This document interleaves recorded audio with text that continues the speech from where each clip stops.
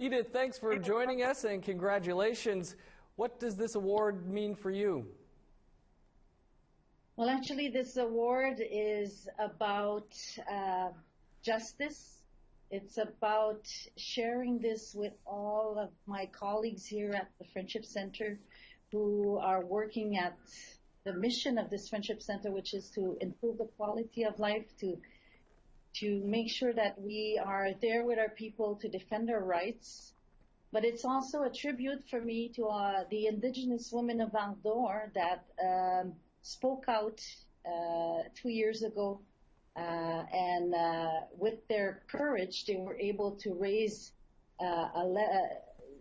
issues around injustice that Indigenous women are living. So for me, it's important to share this recognition with those women and to sort of give a tribute to those women and to their courage.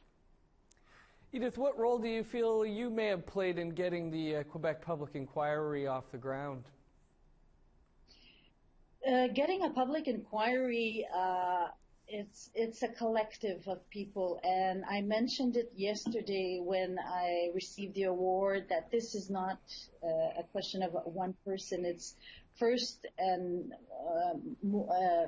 was because we had a group of women that, with their courage, came out and raised very important issues around abuse, police authorities. So that was a beginning of maybe getting a grasp of all of those injustice that Indigenous women are living, but also all the mobilization of the First Nation leadership, the Cree Nation, the Anishinaabe Nation. Once all of this was revealed publicly, pulled together as one, and to clearly put pressure on the political level so that the justice can be made.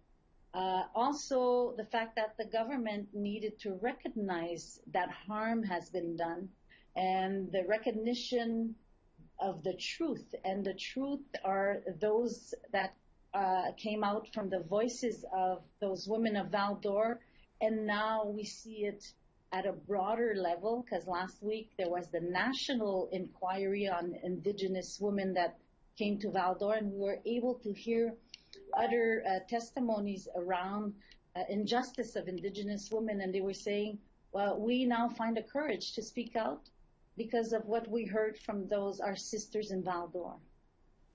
Edith, what do you feel it's going to take to see some reconciliation between nations? Well, reconciliation, and I think I'm not the only one that says it, but we first need to hear the truth. And to hear the truth, once it's said, though it hurts, then once they're said and heard, we need to recognize the harm that was done.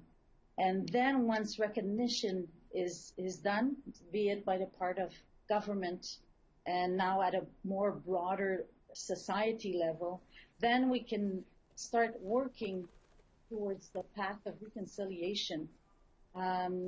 So reconciliation is about recognizing, but it's also about hearing those truth and to just from there find a path, a common path on which we can walk and be comfortable and recognize each one's value in all of this redesigning, redefining the society of today that we want.